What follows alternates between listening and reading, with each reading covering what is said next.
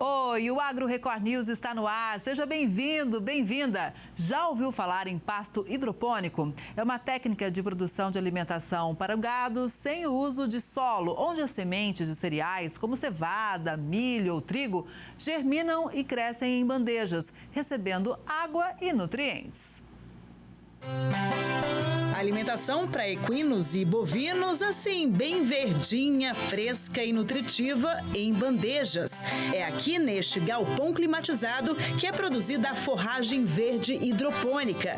A temperatura, a luminosidade, as trocas de ar e a ventilação são controladas. A produção é feita a partir de grãos de cereais utilizados para ração balanceada, como milho, aveia e cevada.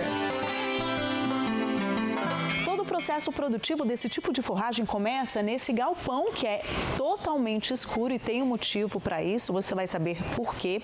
E a semente, ela passa pelo processo de pré-germinação e ela é colocada na água para quebrar a dormência. E eu vou explicar por quê. Na verdade, quem vai explicar é o Roberto, diretor da empresa. O que significa essa quebra de dormência?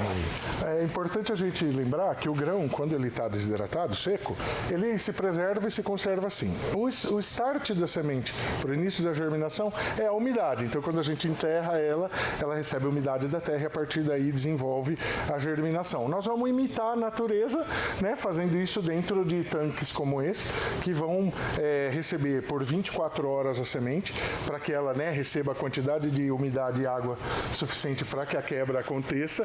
E depois a gente vai preservar por mais 48 horas, já drenado, para que ela solte a radícula, para que o sistema radicular possa já se evidenciar, que é o momento de plantar nos armários de cultivo. Aqui a gente já drenou a semente, ela já passou pelas 48 horas e agora ela já está com o sistema radicular dela solto, né, pronto para iniciar a ingestão de água. Nesse ponto, ela já aproveita os recursos hídricos que a gente vai usar. Ela ainda não aproveita a luz, porque o germen ainda não está presente.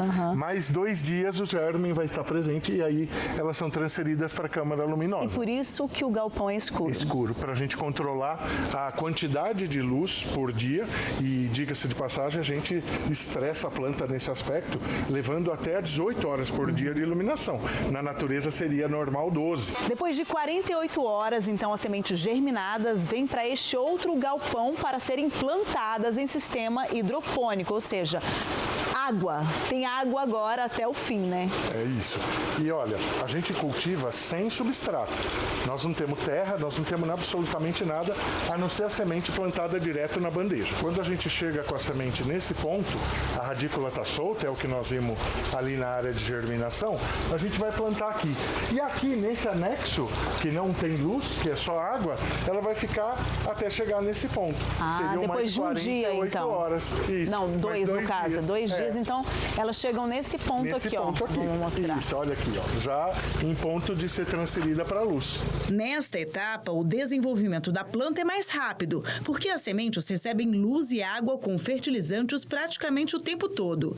Apesar da irrigação ser constante, há uma economia de água, porque ela retorna em sistema fechado para a caixa d'água e depois de tratada, volta para as sementes. Para vocês terem uma ideia, para fazer 1 tonelada de milho verde para ensilar, que é o formato mais conhecido, né, de uso da forragem de milho, a gente precisaria, para fazer 1 tonelada, de 200 mil litros de água que chovesse na roça.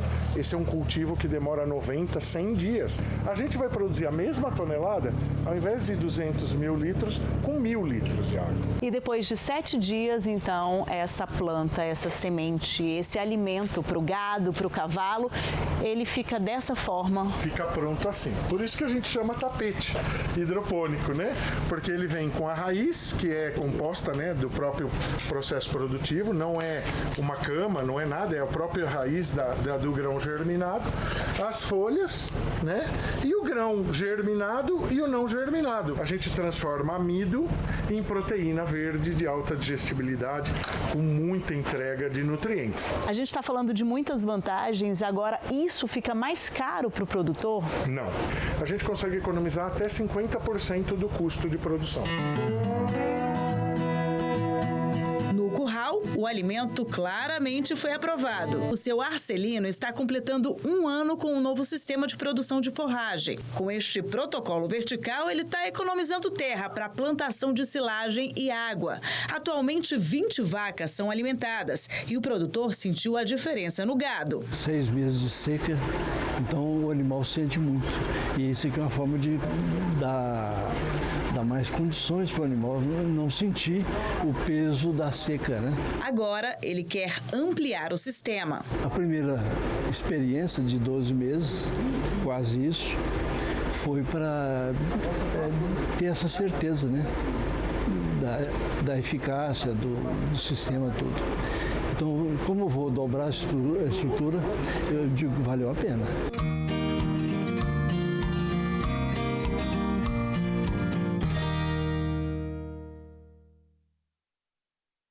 A produção de cogumelos no Distrito Federal ainda é considerada pequena, mas tem crescido o interesse pela cultura nos últimos anos. Esse tipo de cultivo é considerado rentável, mas exige dedicação, técnica e cuidado diário. Tudo começa na compostagem, onde a matéria orgânica é preparada para receber os fungos. Em seguida, o material passa pela pasteurização para a retirada de impurezas. Depois vem a inoculação, o momento em que as sementes são incorporadas. O próximo passo é a estufa de colonização.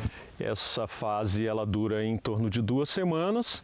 É quando o fungo, né, as sementes do cogumelo, ela coloniza o composto e fica pronta para nascerem os cogumelos. E aqui você faz furos em cima de todos os sacos. Por quê? Por que esses furos são feitos assim, dessa forma em cima, não tem na lateral?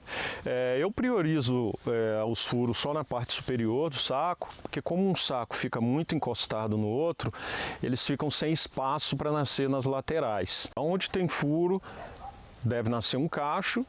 Depois que você colhe, vem uma segunda, terceira, quarta, vem vários cultivos, ou seja, ele vai crescer diversas vezes. Só que entre uma fase e outra demora um pouco mais tempo e ele nasce cada vez menor. Então, economicamente, não é viável você manter esses sacos produzindo muito tempo.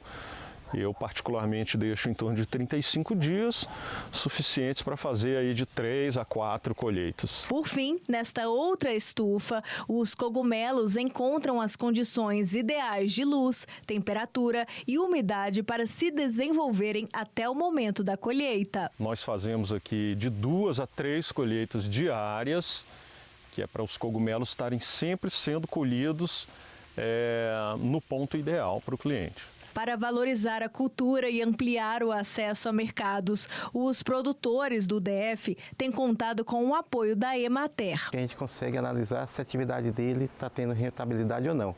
Porque na maioria dos produtores, eles acham que estão ganhando dinheiro e na verdade pode estar perdendo dinheiro com a sua atividade. Com esse programa você consegue ter uma visão um pouco mais ampla do que realmente tem que ser feito. E a hora certa de fazer. Embora seja uma atividade rentável, a produção de cogumelos ainda é pouco explorada na região.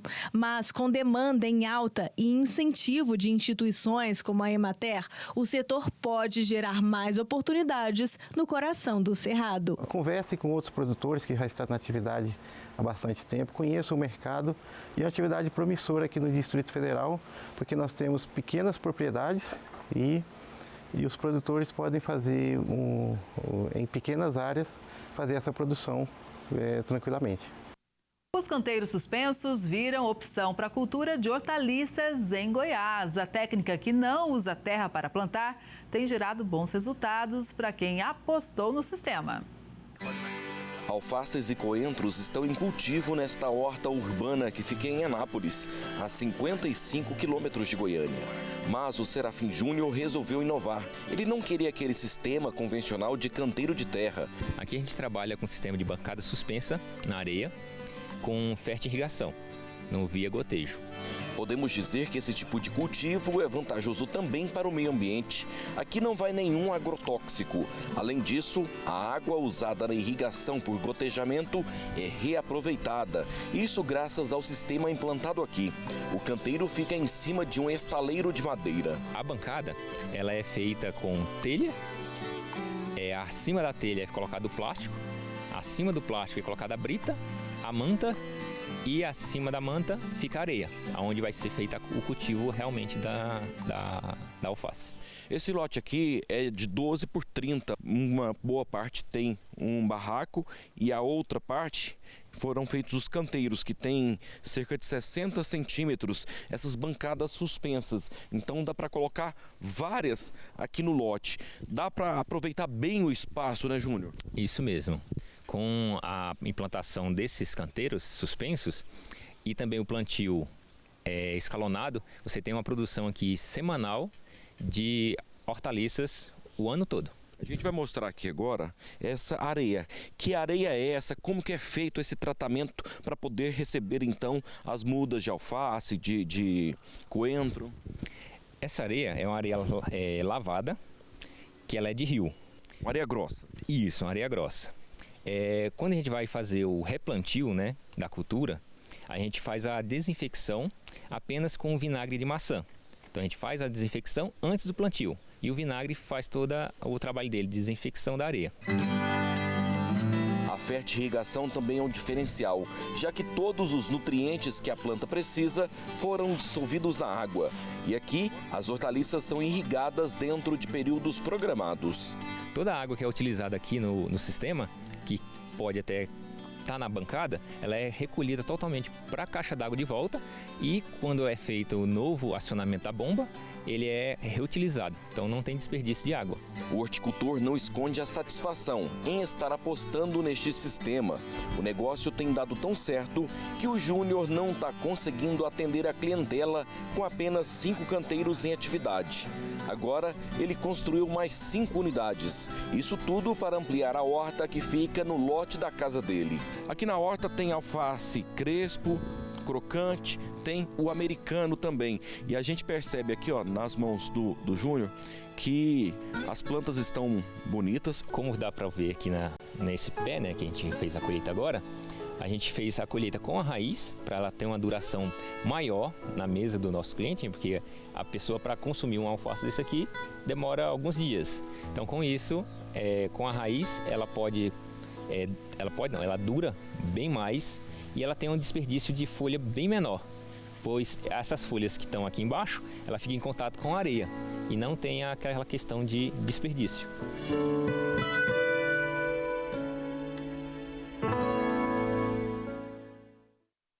Um produtor rural de Goiás resolveu deixar a produção de hortaliça mais colorida.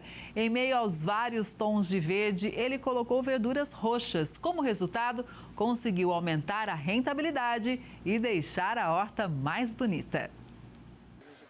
Você provavelmente conhece essa couve-flor branquinha e o repolho mais comum na sua mesa possivelmente é esse. A alface verdinha é presença garantida nos lares da maior parte dos brasileiros.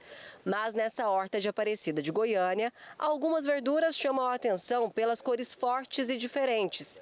É o caso da alface, do repolho e da couve-flor roxos. Esse aqui parece até um buquê de tão bonito.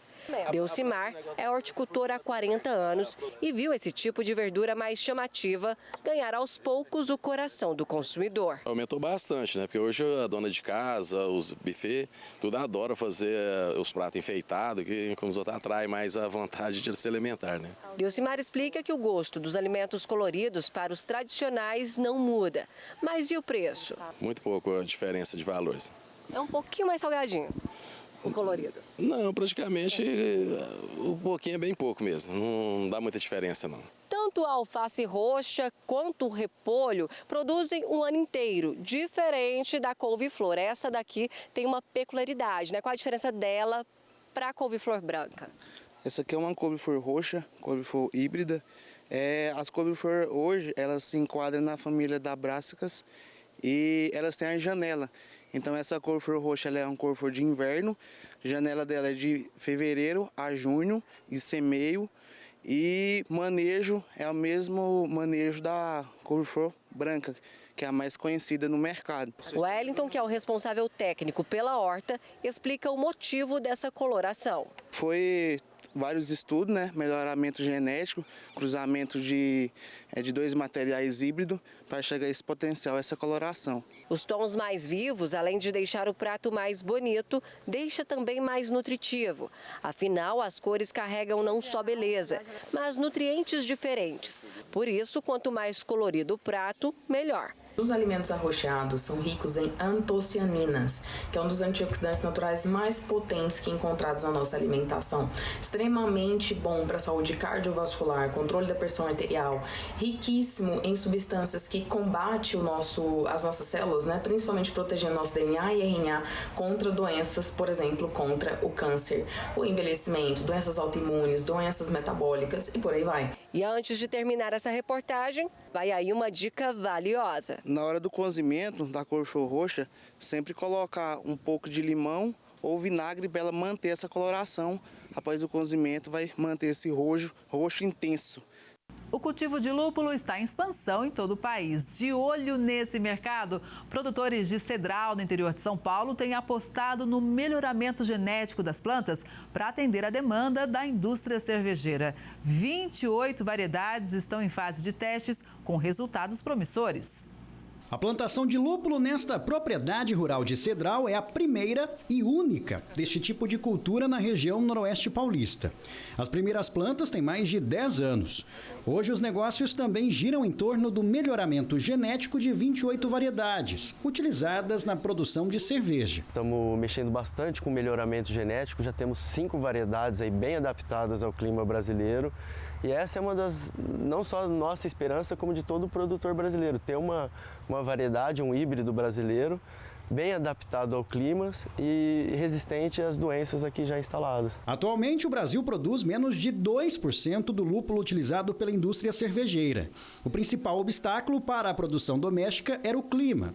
A planta precisa de um longo período de claridade para se desenvolver. A solução encontrada foi a instalação de lâmpadas de LED que complementam a luz solar. O resultado foi melhor que o esperado. Dessa forma, são possíveis 3 safras por ano. Nos demais países produtores, entre os quais se destacam Estados Unidos e Alemanha, é feita só uma colheita a cada 12 meses. É sabido que aqui não tem muito frio no inverno, então não há o período de dormência da planta, igual existem nos países de origem dela, de clima temperado. Então a gente consegue tirar até 3 safras por ano, o que nos torna tão competitivo ou mais que os países de origem. O melhoramento genético é feito no laboratório, que também fica na propriedade. O cuidado começa com a escolha das mudas. Aqui é feito o manejo em busca de uma variedade híbrida brasileira. Tem todo um trabalho de melhoramento genético. Atualmente a gente já está em 11 mil cruzamentos, tem 5 potenciais híbridos promissores, que eu acredito que em breve a gente possa lançar ao mercado. Vivian também analisa as características do lúpulo, como aroma e sabor. Essas informações são passadas para as cervejarias artesanais, que compram a matéria-prima e são fundamentais para a elaboração da fórmula da cerveja. O lúpulo ele tem dupla finalidade na cerveja, né? Ele dá o amargor e o aroma.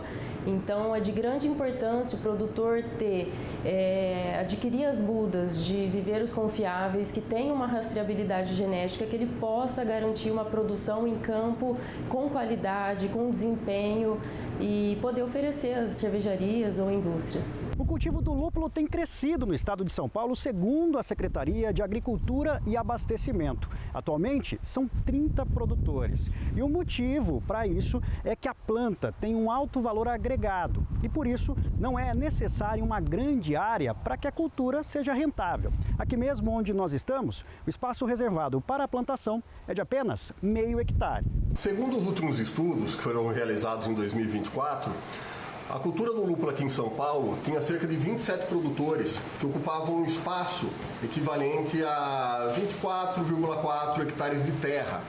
e com produção anual de 14,5 toneladas. Isso foi de 2024, em 2 anos para cá a gente tem visto sim um crescimento do interesse dos produtores para esse tipo de cultura, seja como atividade principal ou como uma atividade complementar à renda da propriedade rural. A criação de búfalos no Distrito Federal ainda é considerada pequena, mas tem conquistado destaque ao longo dos anos. Apesar do plantel reduzido na região, a carne e o leite se destacam pela qualidade.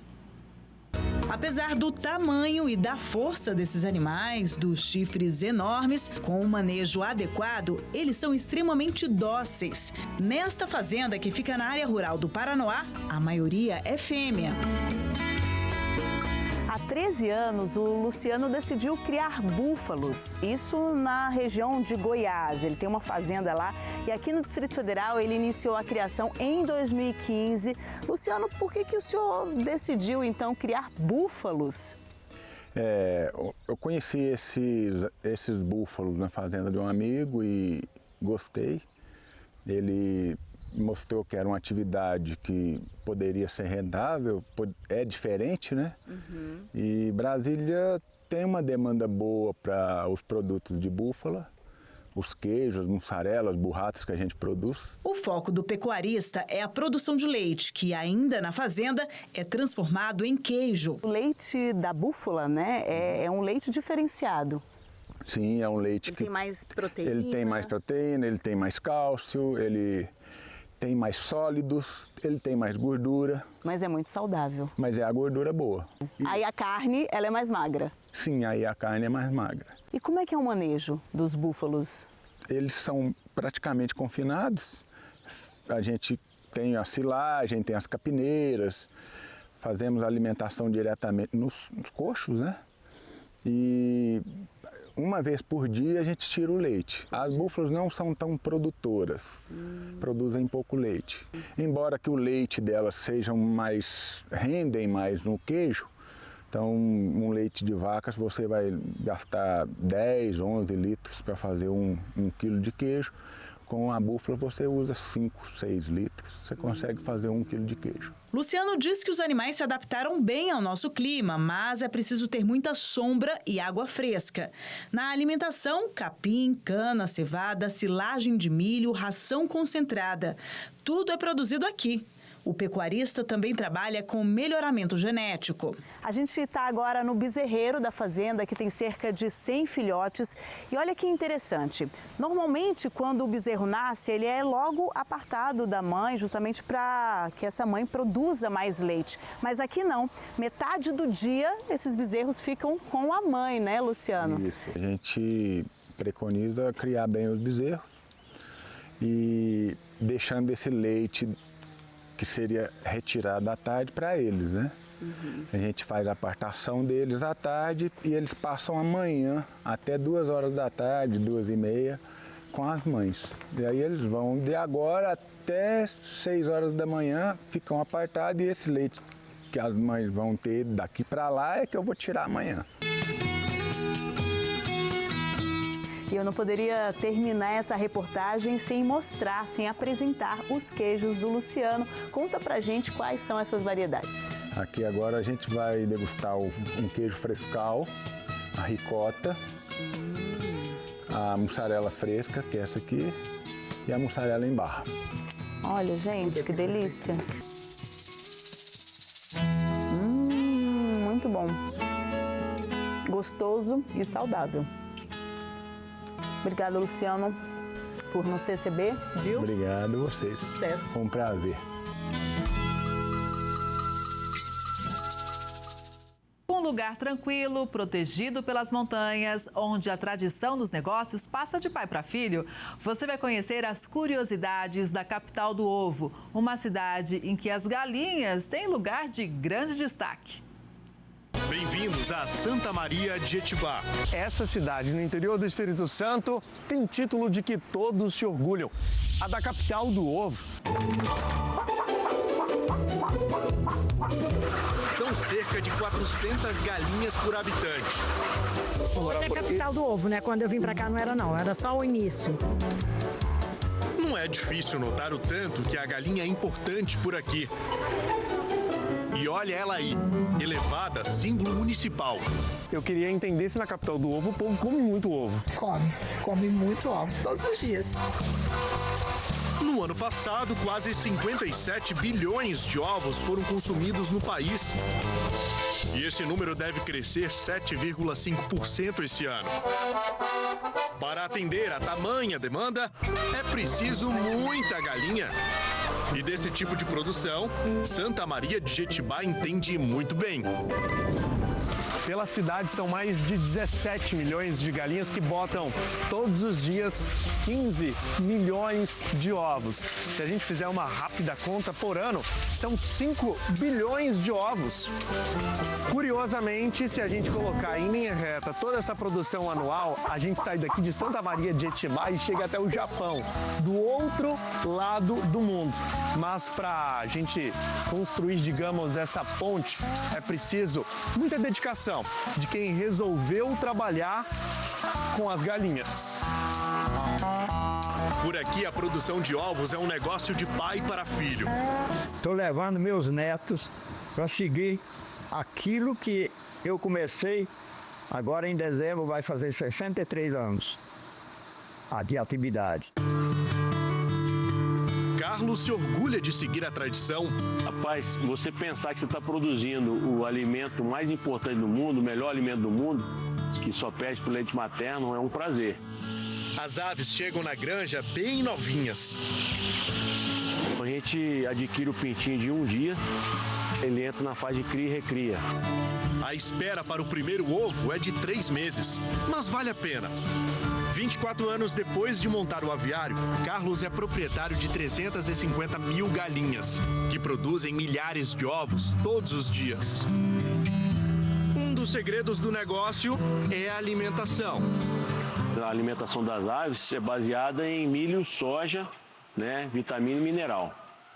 Né? Então a gente compra o milho e a soja de fora do estado e faz a composição da ração. E no meio de tanta produção de ovos, a gente achou um casal, jovem inclusive, que se casou em 2013, Fábio e Marielle. Meu pai iniciou a produção em 77 e mudou sistemas desde criação solta, mudou para sistema convencional e esse de gaiolas, né? Esse sistema aos poucos foi sido deixado de lado e a gente tem trabalhado no sistema totalmente automatizado. E aqui a gente já percebe que tem até uma esteira que ela sai lá de cima da produção e vem até esse galpão aqui embaixo, né? Para se ter uma ideia, eles têm 40 mil galinhas só neste local. Eu vou de um jeito e eu volto de outro, rapidinho. Meu amigo, parece que a gente vai para uma mesa de cirurgia, mas a gente está indo para um local totalmente isolado, onde os ovos agora precisam passar por um processo muito delicado de separação.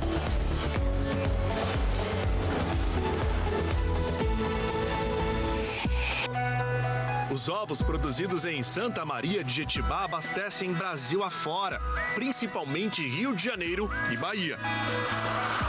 Saem de granjas automatizadas como esta, com 350 mil galinhas. Uma galinha bota um ovo por dia. Dura em média de 26 horas para a postura de um ovo. Eles podem sofrer pontos de impacto e eles são selecionados na máquina de classificação para ser expedido para os clientes para receber um ovo de boa qualidade. E agora a gente está pegando o processo, olha, tudo funcionando. O ovo já está na esteira. Olha que curioso. Esse aqui tem tamanho diferente, ó. É um menor e o outro maior. Esse ovo, ele vai ser classificado como jumbo e esse ovo, ele também vai ser classificado ou como grande ou como extra. Meu amigo, olha, descobrimos aqui nessa fazenda um local muito interessante de uma família que resolveu se unir para poder criar galinhas, plantar também café, entre outras hortaliças e frutas. Eu moro há mais de 50 anos aqui em Santa Maria. 50 anos. Mais de 50. Vim também para comer uma receita especial. Você vai fazer moqueca? Vamos fazer moqueca. De peixe? Não, hoje vai ser de ovos. A base da moqueca de ovos é basicamente a mesma coisa da moqueca de peixe. A gente começa com o alho, o azeite, a cebola, o tomate. A gente refoga tudo. até virar um molhinho bem consistente e depois a gente vai quebrar os ovos dentro da panela. Olha que prato bonito.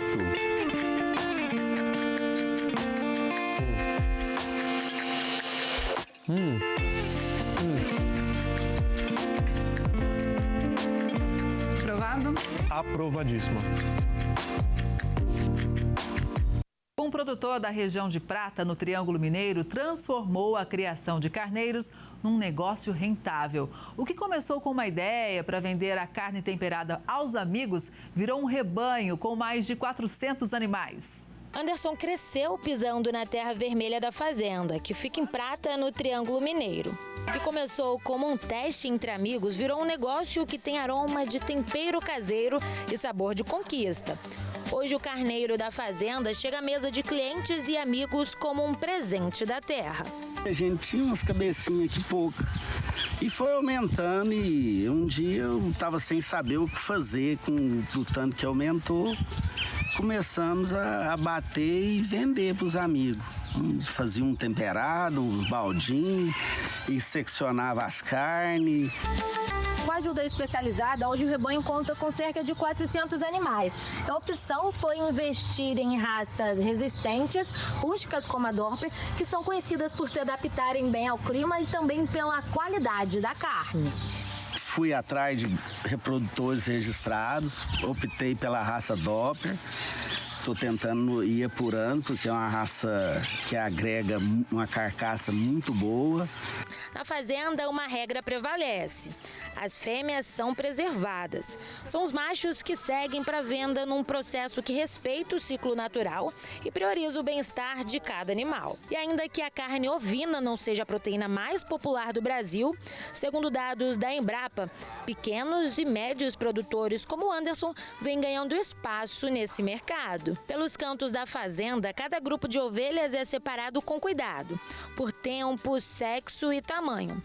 Uma organização que mostra que a criação artesanal também exige ciência e precisão.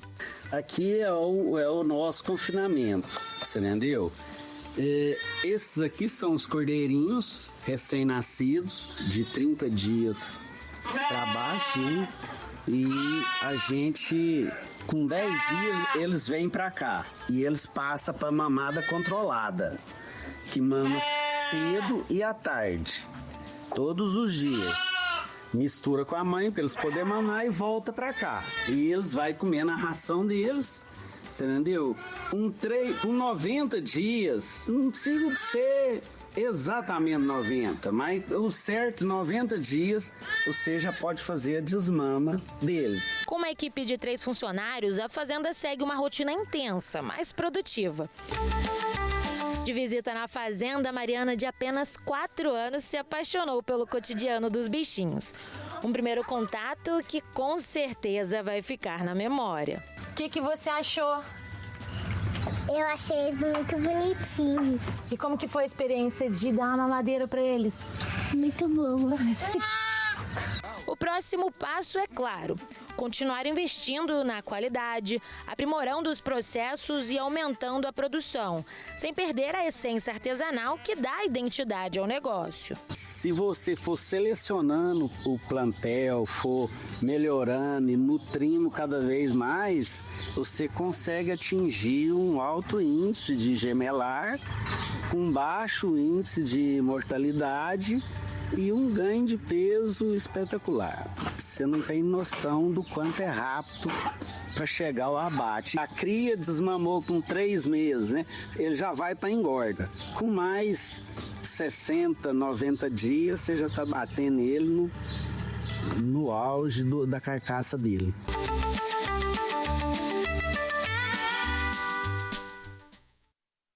Uma família de Catalão, no interior de Goiás, realizou um sonho antigo: reunir a família para produzir cachaça. O projeto inclui tecnologia, sustentabilidade e muita tradição.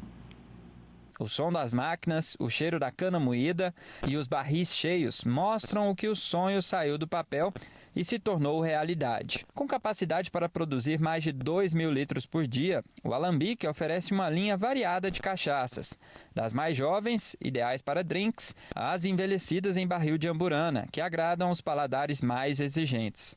Tudo é feito com controle de qualidade e cuidado nos mínimos detalhes, desde a moagem até o envase. Aqui, a cana-de-açúcar é 100% aproveitada, desde o caldo que vira cachaça e até mesmo os subprodutos como o bagaço e a vinhaça que são utilizados na fazenda para alimentação e adubo. Além disso, a cabeça e a cauda acabam virando etanol, uma economia para os carros aqui da propriedade. A gente trouxe várias técnicas, várias questões de aproveitamento, a vinhaça, o bagaço, como já foi explicado.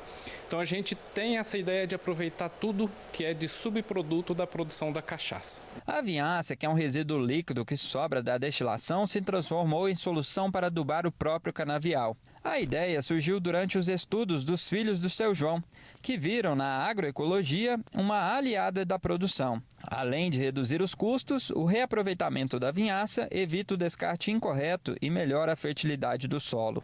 Por ela ser rica em minerais e matéria orgânica, a gente deposita ela e retorna tudo para o canavial. Isso já proporcionou uma redução de 50% na utilização de fertilizantes químicos, o que já é muito vantajoso. O segundo ponto é o bagaço. A gente já utiliza ele para alimentação animal e a gente quer fazer a compostagem desse bagaço, porque o volume é muito grande, a gente não consegue suprir ele todo para alimentação animal. O que sobra a gente vai compostar, vai utilizar na lavoura com o mesmo princípio de reduzir a adubação química. No Alambique, a tradição se renova de pai para filho. O que começou com o senhor Sebastião Landim décadas atrás, agora ganha os novos capítulos com os filhos e netos, que investem em tecnologia sem perder as raízes. A cana, para mim, que hoje, eu diria que é a minha galinha de ovos de ouro, né? Hoje a gente consegue, né, trabalhar com a cana, fazendo essa cachaça, fazendo esse etanol, né, aproveitando um pouco para um semi-confinamento. Né? Quer dizer que da cana a gente aproveita 100% dela. Depois que eu estudei, que eu voltei para cá, foi um dos meus objetivos também, fazer crescer aquilo que já é nosso. Aquilo que meu irmão já está aqui, meu pai já está aqui, então nada melhor, né, do que a gente continuar junto e fazer crescer. Uma produtora rural de Goiás viralizou na internet mostrando a água de uma nascente na fazenda. É que ela desviou o curso da água para a cozinha dentro da casa. E lá ela faz de tudo, lava a louça, prepara comida e serve até de diversão para as netas. Zaida, ou melhor, vovó Zaida, viralizou nas redes sociais após mostrar a água da bica que atravessa a cozinha da fazenda em Jataí, na região sudoeste do estado. A produtora rural já acumula quase 600 mil seguidores e diariamente faz publicações mostrando a água correndo pela casa. A água é usada diariamente para descongelar carne, lavar alimentos, vasilhas, calçados e até para beber. Segundo Zaida, a água abastece a casa há mais de 100 anos. Ela nasce em uma fonte próxima à sede, passa pela cozinha e segue para irrigar plantações. Quando há chuva forte, não transborda dentro da cozinha, porque tem vazão para o excesso de água antes de chegar na casa. E como não dá para resistir, a criançada da fazenda usa o rego d'água para se divertir.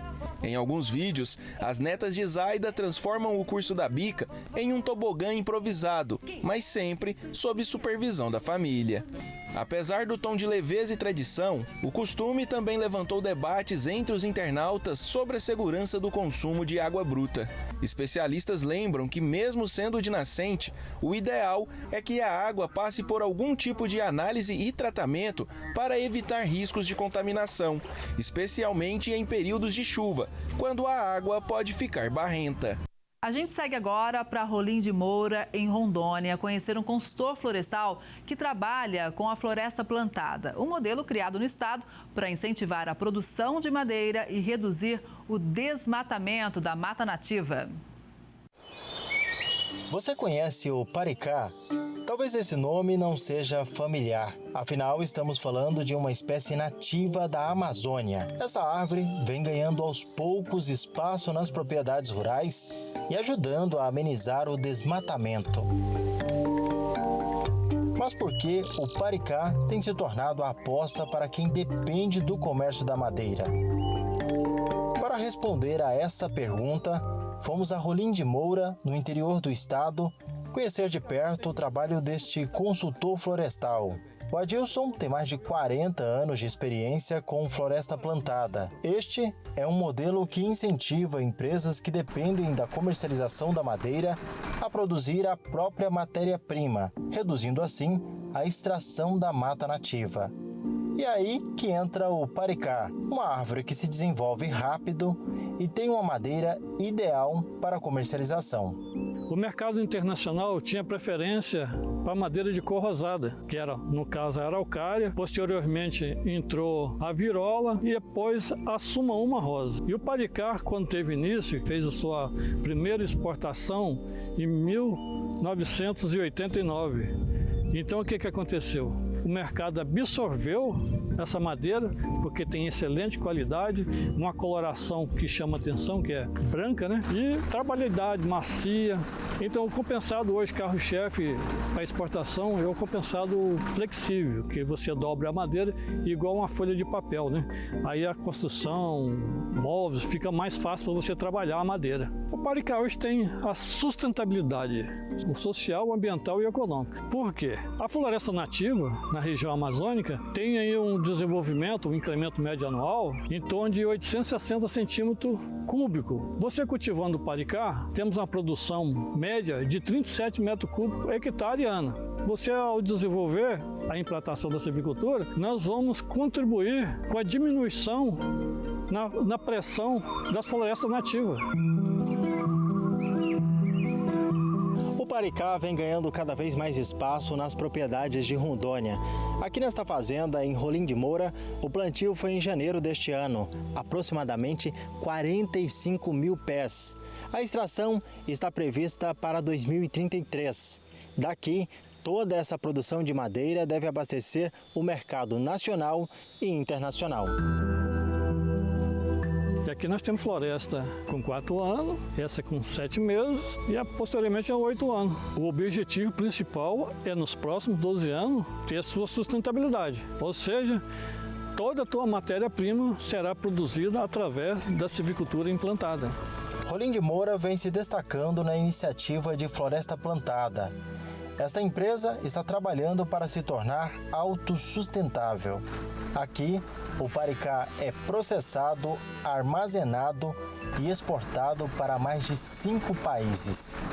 Nós vamos diminuir custo de exploração, porque numa floresta nativa nós precisamos de carregadeira, esquide, trator esteira, caçamba, muitas das vezes precisamos fazer aterro, ponte. E na floresta plantada você diminui bastante esses custos. A empresa hoje, fazer a colheita da madeira em floresta nativa, está precisando se deslocar aí até 300 quilômetros. Isso inviabiliza para a empresa. E a floresta plantada você vai centralizar uma área aí no raio de 100 quilômetros para você diminuir os custos com o transporte. Querendo ou não, o transporte é o que encarece mais ainda a matéria-prima. O paricá aqui produzindo 37 metros cúbicos, em média, por hectare, uma empresa aí que consome aí em torno de 30 mil metros cúbicos anualmente, de acordo com o crescimento que ele desejado, 10%, ele aumenta a sua área plantada. Você produzindo aí uma silvicultura de 100 hectares, você vai produzir 37 mil metros cúbicos de madeira. A floresta plantada com espécies nativas como o paricá ou exóticas foi legalizada no estado em 2011. De lá para cá, o plantio pode ser feito, desde que não seja em áreas de preservação permanente ou reserva legal. Os produtores precisam antes fazer um cadastro junto à Secretaria de Estado do Desenvolvimento Ambiental de Rondônia e notificar o órgão antes do corte e do transporte. Mesmo com o avanço das áreas plantadas em Rondônia, para o Adilson, a iniciativa ainda precisa de mais apoio público, reduzindo assim o desmatamento da floresta amazônica, que é tão importante para o mundo. Houve essa regularização. Os governos posteriores deveriam seguir, né, dando proteção ao produtor para que ele pudesse desenvolver a sua silvicultura com segurança de abate. A viabilidade do nosso estado na produção de madeira e fornecimento de madeira está na floresta plantada.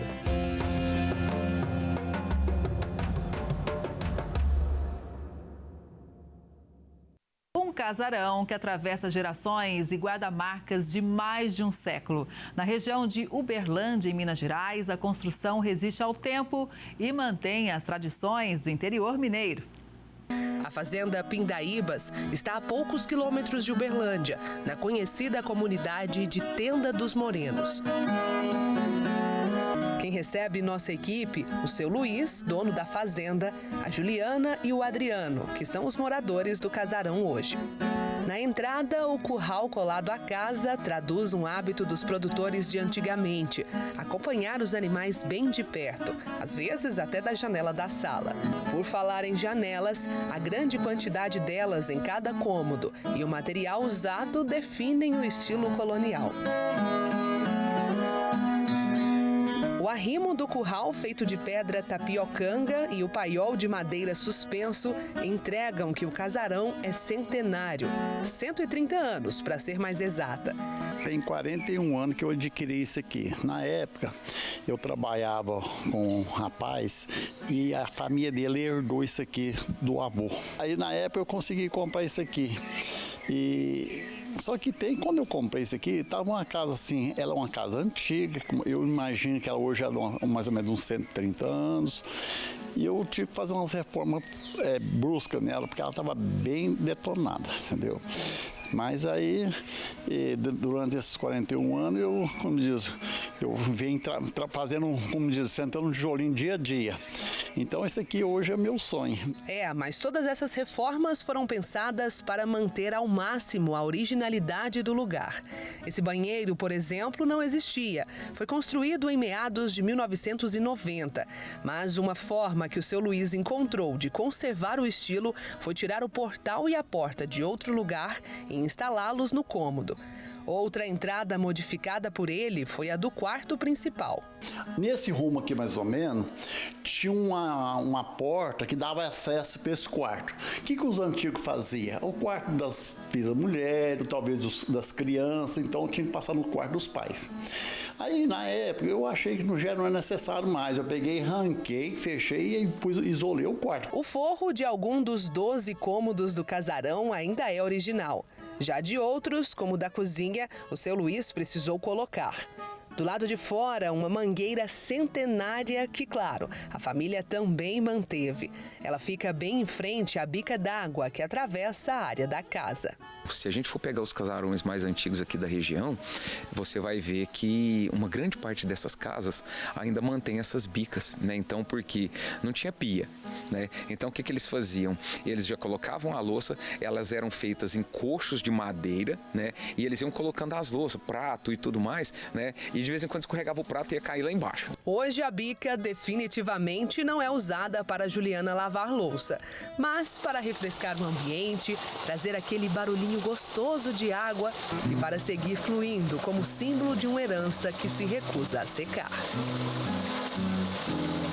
Embora o casarão seja um sonho realizado do seu Luiz, o produtor rural nunca morou nele. Cedeu para o filho caçula morar e, sem pensar duas vezes, o Adriano se mudou com a esposa. Foi um convite muito especial, a gente não imaginava, né? A gente, pela idade que a gente tem, muita gente falou assim, vocês não vão dar conta e não sei o que tem, mas foi um convite muito especial que a gente teve. A gente ficou emocionado. Foi fácil adaptar, Juliana? Foi. Assim, no começo foi um pouquinho mais complicado, porque eu nunca morei em fazenda, né? E no começo eu imaginava, falei assim, não vai dar conta de adaptar, porque sempre morou em cidade e tudo era novidade, né? Passou tudo a ser diferente. Hoje, na terra, que tem 25 hectares, eles produzem banana e comercializam em 7 cidades da região. Mas a Juliana, que nunca havia morado na roça, quer aproveitar o espaço para se aventurar até na pecuária. Vou colocar umas vaquinhas aí, tirar um leitinho, fazer um queijo, né? Para quem veio da cidade, está adaptando muito bem. Ixi! Mas como não gostar, né? Daqui não tem como, né? É muito lindo. A gente acompanha alguns produtores aqui, algumas pessoas, e a principal preocupação deles, manter a característica do lugar. E um lugar desse aqui, mesmo a gente vê aí ar-condicionado, internet, TV e tudo mais, mas o que? Não perde a originalidade.